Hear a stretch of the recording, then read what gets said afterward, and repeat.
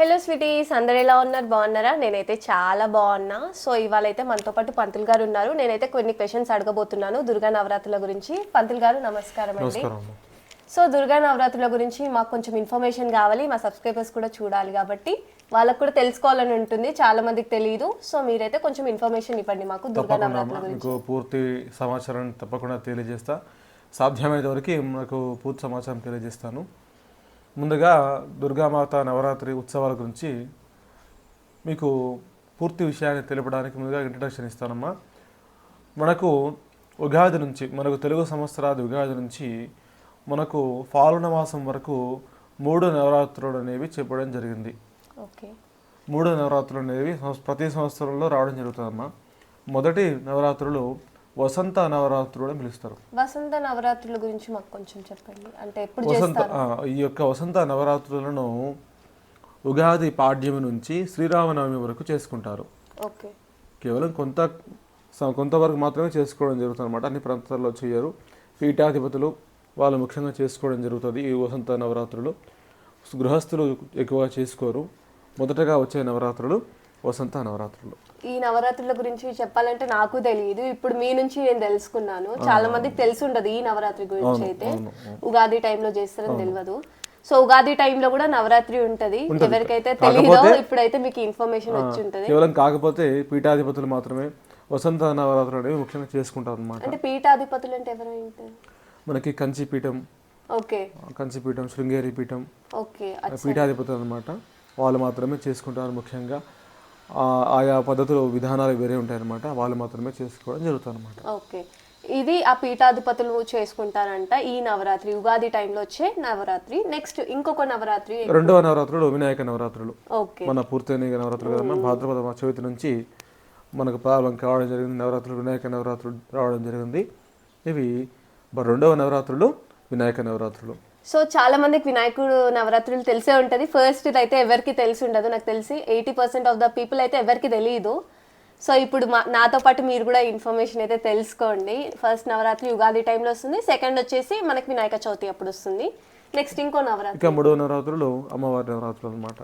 శరన్నవరాత్రి మహోత్సవాలు రావడం జరుగుతుంది. ఈ యొక్క నవరాత్రి మహోత్సవాలకు శరన్నవరాత్రి అనే పేరు ఏ విధంగా వచ్చిందంటే, శరదృతువులో ప్రారంభమయ్యేటువంటి నవరాత్రులు కాబట్టి శరన్నవరాత్రులు అని పిలవడం జరుగుతుందన్నమాట. ఓకే, శరన్నవరాత్రులు.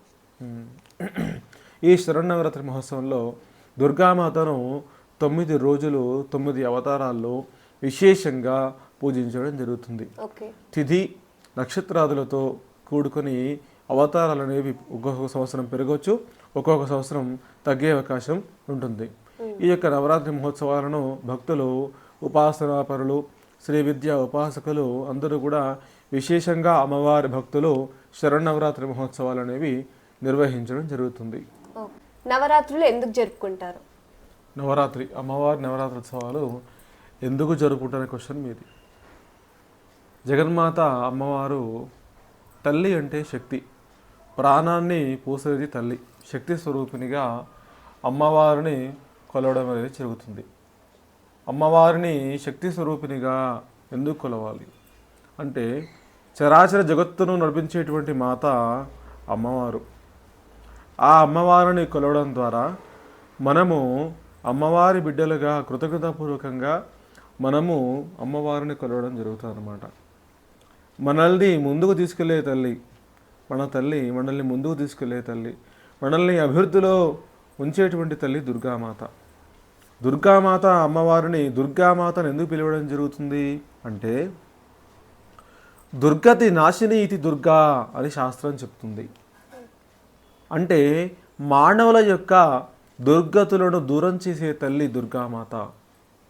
అంటే మానవుల యొక్క ఇబ్బందులను, కష్టాలను, నానా విధమైనటువంటి సమస్యలకు పరిష్కారాన్ని చూపించే తల్లిగా దుర్గామాతను కొలవడం జరుగుతుంది. ఈ శరన్నవరాత్రి మహోత్సవంలో మానవుల యొక్క కష్టాలను తీర్చడానికి, సమస్యలను పరిష్కరించడం కోసం అమ్మవారు శక్తి స్వరూపిణిగా 9 రోజులు 9 అవతారాలలో విశేషమైనటువంటి అలంకారాలతో అమ్మవారిని కొలవడం జరుగుతుంది.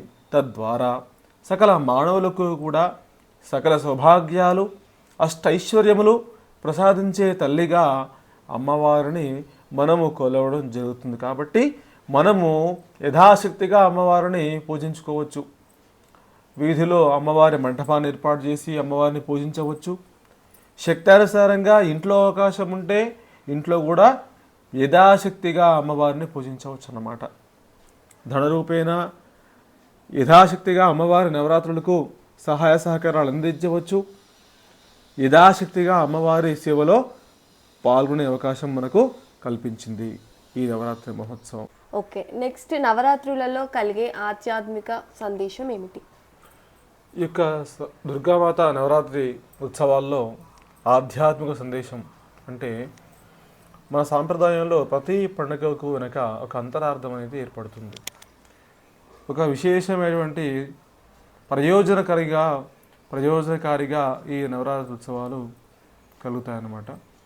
అమ్మవారిని కొలవడం ద్వారా మనము ఏ పని చేసినా సరే మనము శక్తితో ధైర్యంగా చేసేటువంటి ఆ సంకల్ప శక్తిని, ఆ నిర్ణయం ఏదైనా తీసుకుంటాం, ఆ నిర్ణయానికి కట్టుబడి ఉండే విధానాన్ని కూడా అమ్మవారి నవరాత్రి మహోత్సవంలో అంతర్లీనంగా మనకు కనబడుతుంది అన్నమాట.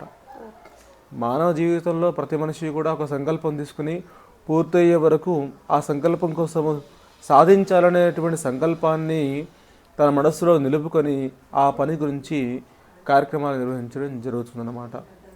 ఈ 9 రోజులు ఆధ్యాత్మిక సందేశం ఏంటి అంటే, ఈ 9 రోజులు నవరాత్రుడు అమ్మవారి నవరాత్రుడు భక్తులందరూ అనుకోవడం జరుగుతుంది. అనుకుని పూర్తయ్యే వరకు కంకణబద్దులై కంకణం కట్టుకొని పని పూర్తయ్యే వరకు అమ్మవారి నవరాత్రి పూర్తయ్యే వరకు అక్కడే ఉండి విజయవంతంగా పూర్తి చేయడం జరుగుతుంది. 9 days అక్కడే ఉండి పూర్తి చేస్తారు మానవులందరూ కూడా. ఆధ్యాత్మిక సందేశం ఏంటి అంటే, ప్రతి వ్యక్తి కూడా తను ఒక లక్ష్యాన్ని పెట్టుకొని కంకణబద్ధుడై తాను అనుకున్నటువంటి కార్యక్రమం పూర్తయ్యే వరకు నిరంతరం శ్రమించి తాను కూడా విజయవంతం కావాలనేటువంటి సందేశాన్ని ఈ నవరాత్రులు మానవులకు తెలియజేయడం జరుగుతుందన్నమాట. నిరంతర ప్రక్రియగా ఈ రోజైతే మనం అమ్మవారిని కలశం పెట్టేసి అమ్మవారిని ప్రాణప్రతిష్ఠ చేసుకుని పూజించుకుంటాము, అదేవిధంగా మానవులు కూడా ఒక లక్ష్యం కోసం తమ యొక్క జీవితంలో అభివృద్ధి కోసం ఒక నిర్ణయం తీసుకుని ఆ నిర్ణయానికి కట్టుబడి ఎవరైతే ప్రయత్నం చేస్తారో వారికి విజయాన్ని సమకూర్చే తల్లిగా, విజయాన్ని ఇచ్చే తల్లిగా దుర్గామాత మనందరికీ కూడా సందేశం అనేది ఇవ్వడం జరుగుతుందన్నమాట. అమ్మవారి నవరాత్రి మహోత్సవంలో ముఖ్యంగా అమ్మవారిని మొదటి రోజు బాలా త్రిపురసుందరి దేవిగా, అన్నపూర్ణాదేవిగా, గాయత్రీదేవిగా, కాత్యాయని దేవిగా, మహాలక్ష్మీదేవిగా, శ్రీ లలితా త్రిపురసుందరి దేవిగా, మహాచండీ దేవిగా, సరస్వతీ దేవిగా, దుర్గాదేవిగా, మహిషాసురమర్దిని మాతగా, అంతేకాకుండా రాజరాజేశ్వరి మాతగా అమ్మవారిని వివిధ రూపాల్లో కొలవడం జరుగుతుందన్నమాట. శాకంబరి దేవిగా కూడా కొన్ని ప్రాంతాల్లో శాకంబరి దేవిగా కూడా అమ్మవారిని కొలవడం జరుగుతుందన్నమాట. విశిష్టమైనటువంటి ఈ అవతారాల్లో ఒక్కొక్క రోజు ఒక్కో అవతారంలో విశేషంగా అలంకారం చేసి ఈ అమ్మవారిని కొలవడం జరుగుతుందన్నమాట. మొదటి రోజున అమ్మవారు శ్రీ బాలా త్రిపుర సుందరి దేవిగా భక్తులకు దర్శనం ఇవ్వడం జరుగుతుందన్నమాట. మరి ఈ బాలా త్రిపుర సుందరి దేవి అవతారం గురించి మనం తెలుసుకుందాం. మొదటి రోజు శ్రీ బాలా త్రిపుర సుందరి దేవిగా అమ్మవారు మనకు దర్శనం ఇవ్వడం అనేది జరుగుతుంది.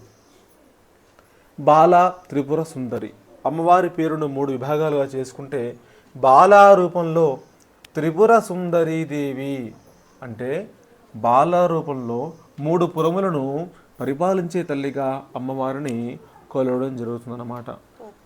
5 నుంచి 8 సంవత్సరాల లోపు ఉండేటువంటి పిల్లలను బాలా రూపంలో అమ్మవారిని భావిస్తూ ఆ కుమారి పూజ చేసి అమ్మవారి రూపంగా భావించి ఆడపిల్లలకు కుమారి పూజ అనేది మొదటి రోజున నిర్వహించాల్సి ఉంటుందన్నమాట. కుమారి పూజ అన్నమాట. 5 to 8 years చిన్నపిల్లలకు ఆ అమ్మవారి రూపంగా భావించి పిల్లలను పూజించమని చెప్పడం జరుగుతుంది అన్నమాట. ఓకే, ఫస్ట్ డే ఏం చేస్తారంటే బాలా త్రిపుర సుందరి పూజ అయితే చేస్తారు. ఈ పూజ వచ్చేసి చిన్న పిల్లలకి చేస్తారనమాట.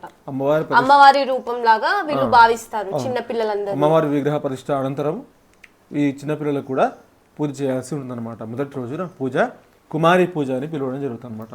ఈ పూజను అంటే అమ్మవారులుగా ఆ పిల్లల్ని భావిస్తూ అమ్మవారి రూపంలో ఆ పిల్లలకు పొట్టు చెప్పేసి యథాశక్తిగా ఆ పిల్లలకు ఇష్టమైనటువంటి వస్తువులు కానీ లేదా పిల్లలకు అమ్మవారినిగా భావించాలన్నమాట. అమ్మవారు ఎలా అయితే హ్యాపీగా ఫీల్ అవుతారో ఆ పిల్లలు కూడా అంత హ్యాపీగా ఫీల్ అవ్వాలని వాళ్ళకి ఇష్టమైనవి తీసుకోవాలి, వాళ్ళ బ్లెస్సింగ్స్ తీసుకొని వాళ్ళకి ఇష్టమైనవి పెడతారు అట్లా అనమాట. మొదటి రోజు విశిష్టత బాలా త్రిపుర సుందరి దేవిగా అంటే అపారమైనటువంటి శక్తిని, జ్ఞానశక్తిని మానవులకు అందించే తల్లిగా అమ్మవారిని మొదటి రోజు కొలవడం జరుగుతుంది అనమాట. అపారమైనటువంటి జ్ఞాన సంపదను ఇచ్చే తల్లిగా అంటే పిల్లలు అమాయకంగా ఉంటారు, అంతేకాకుండా జ్ఞానంతో కూడా ఉండడం జరుగుతుంది అన్నమాట. అటువంటి అపారమైనటువంటి జ్ఞానాన్ని ఇచ్చే మాతగా శ్రీ బాలా త్రిపుర సుందరి మాతను కొలవడం జరుగుతుందన్నమాట. ఇక రెండవ రోజు గాయత్రి మాత అవతారం. గాయత్రి మాత అవతారంలో అమ్మవారు మానవులకు వాక్పటిమ, జ్ఞానసిద్ధిని ఇచ్చే మాతగా గాయత్రి మాతను కొలవడం జరుగుతుందన్నమాట. ఓం భూర్భువస్వః తత్సవితుర్వరేణ్యం భర్గో దేవస్య ధీమహి ధియో జనః ప్రచోదయాత్ అనే గాయత్రి మంత్రానికి అధిష్టాన దేవతగా గాయత్రి మాతను పిలవడం జరుగుతుందన్నమాట. ఈ గాయత్రి మాత మానవులకు సంధ్యావందనంలో ముఖ్యంగా గాయత్రి మాతను కొలవడం జరుగుతుందన్నమాట. ఉదయకాలం ముందు 5 నుంచి 6 మధ్యన 6:30 మధ్యకాలమును సంధ్యా సమయం పిలవడం జరుగుతుంది. సాయంత్రం 5 నుంచి 6:30 మధ్యన కాలాన్ని సంధ్యా సమయం పిలవడం జరుగుతుందన్నమాట. ఈ సంధ్యా సమయంలో ఎవరైతే గాయత్రి మాతను ఉపాసన చేసుకుంటారో వారికి ఆ గాయత్రి మాత అనుగ్రహంతో వారికి అపారమైనటువంటి మేధా సంపత్తిని ఇచ్చే తల్లిగా ఆ గాయత్రి మాతను పిలవడం జరుగుతుందన్నమాట. ఈ యొక్క గాయత్రి మాతను రెండవ రోజున కొలవడం జరుగుతుందన్నమాట. ఇక మూడవ రోజు అన్నపూర్ణ అవతారం. అన్నపూర్ణ అవతారంలో మనము అమ్మవారిని కొలవడం జరుగుతుందన్నమాట.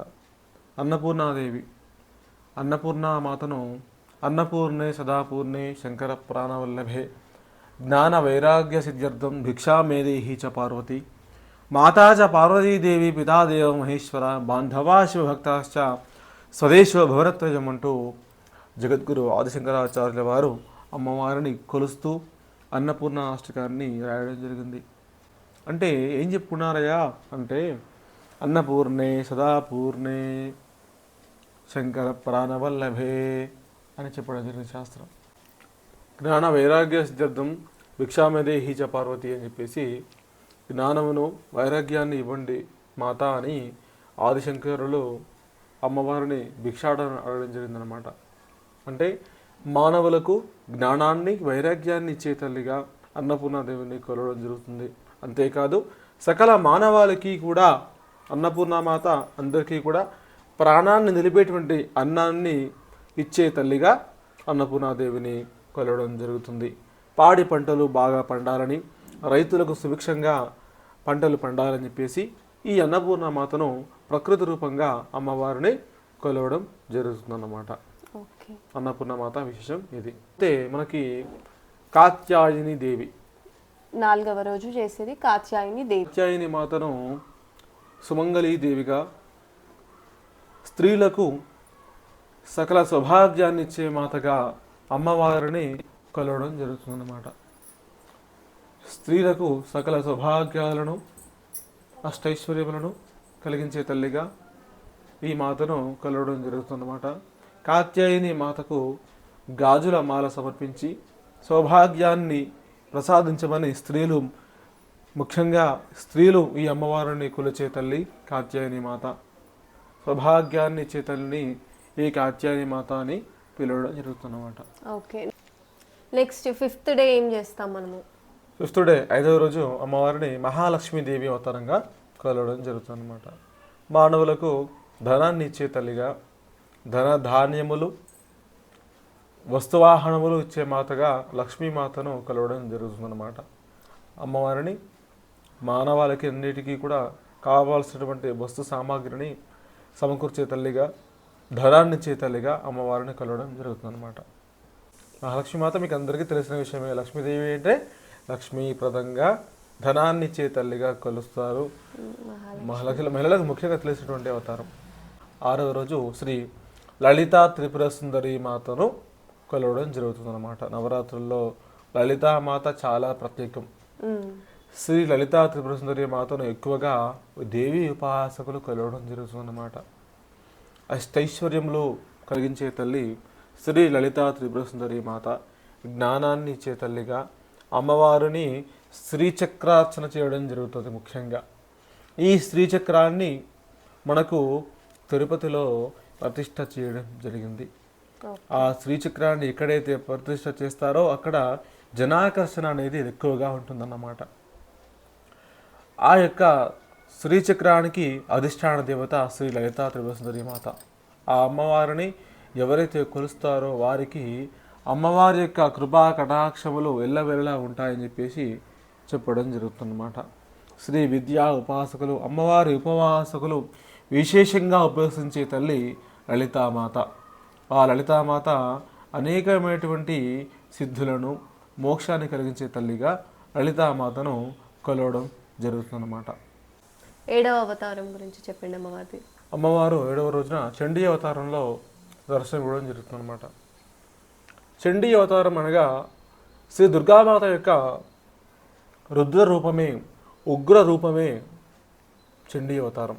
ఈ చండీ అవతారంలో అమ్మవారు సకల ఆయుధాలతో, 18 రకాల ఆయుధాలతో అమ్మవారు ఉగ్ర రూపంలో భక్తులకు దర్శనం ఇవ్వడం జరుగుతుందన్నమాట. చండీమాత రాక్షసులను సంహరించడానికి, ధర్మాన్ని కాపాడటానికి, అధర్మాన్ని నాశనం చేయడానికి ఉద్భవించిన మాతగా చండీమాతను చెప్పడం జరుగుతుందన్నమాట. అమ్మవారి యొక్క సకల రూపాలన్నిటికీ కూడా మూలాధార రూపమే ఈ చండీ రూపంగా పిలవడం జరుగుతుందన్నమాట. 8వ అవతారము సరస్వతి మాత అవతారం. ఈ సరస్వతి మాత అవతారము చదువుల తల్లిగా అందరికీ పరిచయమే అమ్మవారు.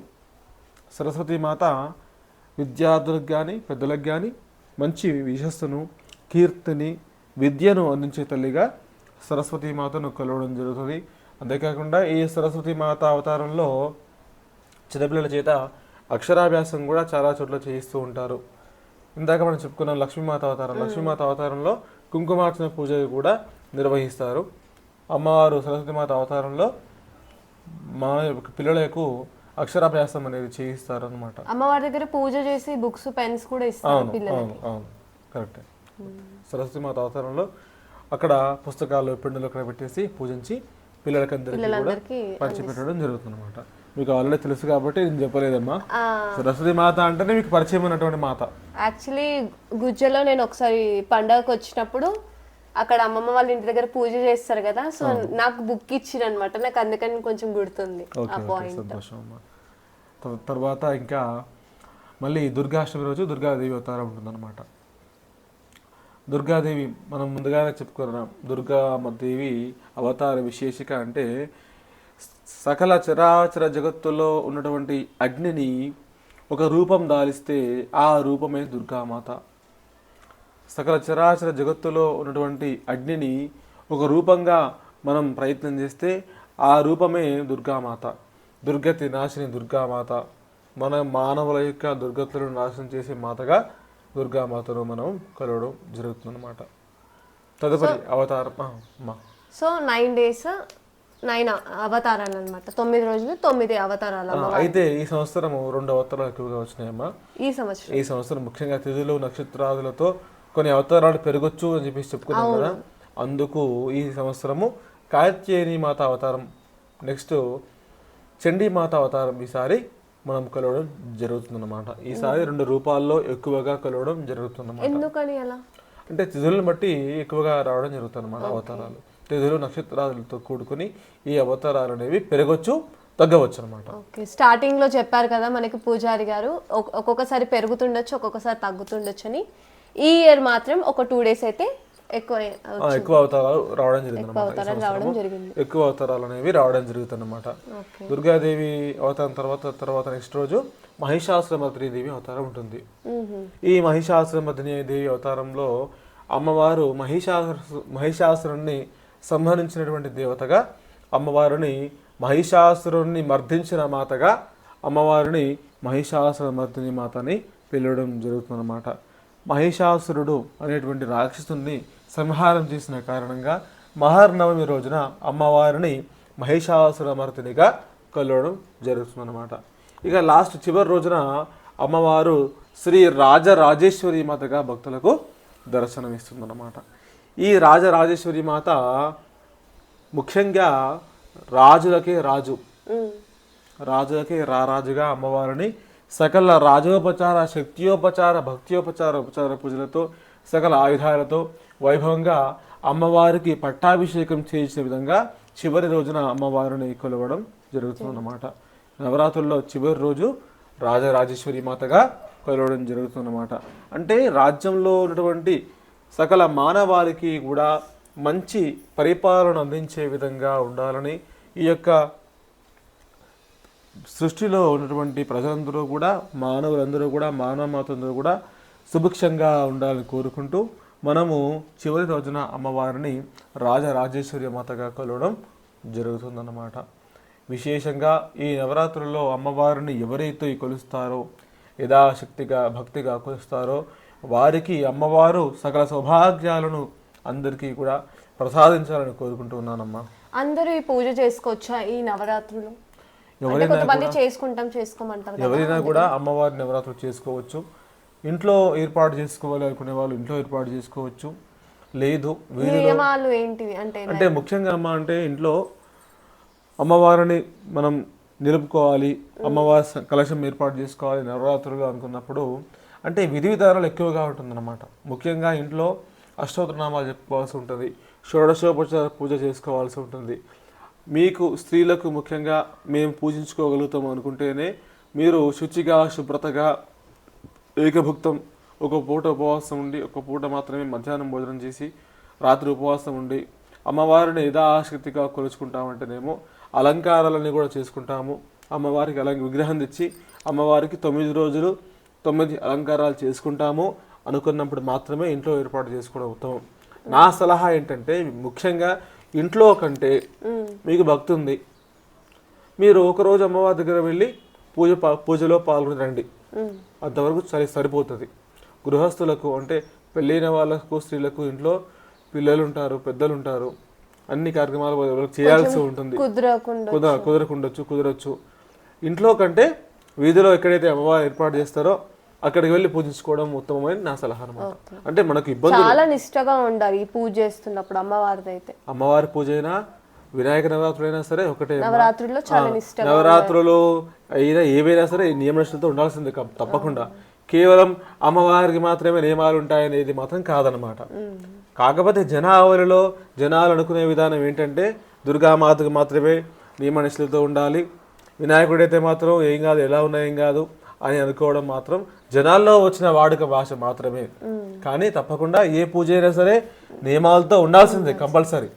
కానీ మానవుల్లో జనాలుగా ఏమనుకుంటారంటే అమ్మవారు కదా, నిష్టగా ఉండాలి, మనం భయపడాలి, అమ్మవారి దగ్గర వెళ్ళేటప్పుడు కూడా జాగ్రత్తగా వెళ్ళాలి, వచ్చేటప్పుడు జాగ్రత్త రావాలి అని చెప్పేసి రకరకాలుగా అనుకోవడం జరుగుతుంది. కానీ వినాయక నవరాత్రులు కూడా తప్పకుండా నియమ నిష్టలతోనే, భయంతోనే, భక్తి ప్రపత్తులతోనే ప్రతి పూజ నిర్వహించాలమ్మా. అంటే వినాయకుడు తక్కువ చేసినట్ట అమ్మా, జనరల్గా జనాలు అనుకునే విధానం అనమాట. అంటే దుర్గామాతకు ఎక్కువ నియమాలు పాటించాలి, వినాయకుడికి ఏమో తక్కువ నియమాలు పాటించాలి అనేది కాదు. ఇక్కడ శాస్త్రం ఏం చెప్పిందంటే ప్రతి పూజ కూడా నియమాలు ఉన్నాయి, ప్రతి పూజ కూడా పాటించాల్సిందే. జనాల్లో వాడుక భాషలు అనుకోవడం తప్పితే ఏముండదు అమ్మా అట్లా. సో ఏ పూజకైనా నియమాలు కంపల్సరీ అమ్మా, ఏ పూజకైనా నియమ నిష్టలతో తప్పకుండా ఉండాలి, తప్పకుండా నియమాలు పాటించాల్సిందే. ముఖ్యంగా ఈ నవరాత్రి మహోత్సవాల్లో వినాయక మండపంలో అయినా, దుర్గామాత మండపాల్లో అయినా సరే శుచిగా, శుభ్రతగా, మనసు నిర్మలంగా ఉండి పూజల్లో పాల్గొని పూజ అనంతరం వారి యొక్క పనులు వాళ్ళు చేసుకోవచ్చు. ఎప్పుడు కూడా అమ్మవారి దగ్గరే ఉండాలని రూల్ ఏం లేదు. ఇప్పుడు ప్రస్తుత విధానంలో ఏం చేస్తున్నారా అంటే అమ్మవారి యొక్క రక్తవర్ణం బట్టలు, ఎరుపు రంగు బట్టలు ధరించి, ఎరుపు రంగు పగడాల మాల ధరించి అమ్మవారి దీక్షలో ఉంటున్నారు. నవరాత్రులు సంతోషమే, అలా ఉండవచ్చు కూడా. మొదటి రోజు కంకణం కట్టుకుని కంకణబద్దులై నవరాత్రులు పూర్తి వరకు కూడా ఉండొచ్చు. కానీ కొన్ని ప్రాంతాల్లో ఈ నవరాత్రుల్లో ఇలా ఉంటే పిల్లలు మగవాళ్ళు కూడా కాళ్ళకు పసుపు పెట్టుకోవడము, కళ్ళకు కాటుక పెట్టుకోవడం అనేది చేస్తున్నారు. మగవాళ్ళు ఎవరు కూడా కళ్ళకు కాటుక పెట్టుకోవద్దు, కాళ్ళకు పసుపు పెట్టుకోవద్దు. యథావిధిగా కుంకుమ ఒక్కటి ధరిస్తే సరిపోతుంది. కాబట్టి మగవాళ్ళు భక్తులు ఎవరు కూడా ఇలా ధరించొద్దమ్మా. కాకపోతే తెలిసి తెలియక ఒకరు పెట్టుకుంటున్నారు, మనం కూడా పెట్టుకుందాం అని కొన్ని ప్రాంతాల్లో ఇలా పెట్టుకోవడం జరుగుతుందన్నమాట. కానీ అలా అవసరం లేదు, సరిపోతుంది. మగవారు బొట్టు పెట్టుకుంటే సరిపోద్ది. అమ్మవారి దగ్గర ఆడపిల్లలు ఉండాలనుకుంటే మాత్రం తప్పకుండా పూలు, గాజులు, కళ్ళకు కాటుక, కాళ్ళకు పసుపు, తప్పకుండా ఆడపిల్లల ధర్మాలు ఆడపిల్లలు పాటించాలి. తప్పకుండా మగవారికి మాత్రం పెట్టుకోవాలని ఖచ్చితంగా రూల్ ఏం లేదు, ఎవరి ఇష్టం వారిది. కానీ నా సలహా ఏంటంటే మగవారు కూడా పెట్టుకోవద్దు, ఆడవాళ్ళు పెట్టుకోవాలి. పెట్టుకోవాల్సిన వాళ్ళు పెట్టుకుంటే బాగుంటది. మగవాళ్ళకి అవసరం లేదు కాబట్టి విరమించుకోవడం మొత్తం సరిపోతుంది సలహా అనమాట. బాయ్స్ పెట్టుకోవడం బాగుండదు, పబ్లిక్ లో వెళ్తున్నప్పుడు కూడా బాగుండదు, కంఫర్టబుల్ గా ఉండదు మీకు కూడా. కాబట్టి ఆలోచించాల్సిన విషయం. సో మాకు నవరాత్రుల గురించి ఇంత ఇన్ఫర్మేషన్ ఇచ్చారు కదా, చాలా ధన్యవాదాలు చెప్తున్నాం మేమైతే మా సైడ్ నుంచి, మా సబ్స్క్రైబర్స్ నుంచి. ధన్యవాదాలు. థ్యాంక్ యూ సో మచ్ మాకు ఇన్ఫర్మేషన్ ఇచ్చినందుకు. అందరూ కూడా నవరాత్రోత్సవాలు వైభవంగా నిర్వహించుకోవాలి. అందరూ కూడా సకల సౌభాగ్యాలతో, ధనకనక వస్తువాహనాలతో అందరూ కూడా ఉండాలని మనస్ఫూర్తిగా నేను కోరుకుంటున్నామ్మా. మీ ఛానల్ కూడా అభివృద్ధిలో ఉండాలని మనస్ఫూర్తిగా నేను కోరుకుంటున్నా. Thank you. ధన్యవాదాలమ్మా. సంతోషం. కొత్తగా నా ఛానల్ని ఎవరైతే చూస్తున్నారో సబ్స్క్రైబ్ చేసుకోండి, సబ్స్క్రైబ్ చేసుకోండి వాళ్ళు కూడా సబ్స్క్రైబ్ చేసుకోండి. Thanks for watching. Subscribe for more videos.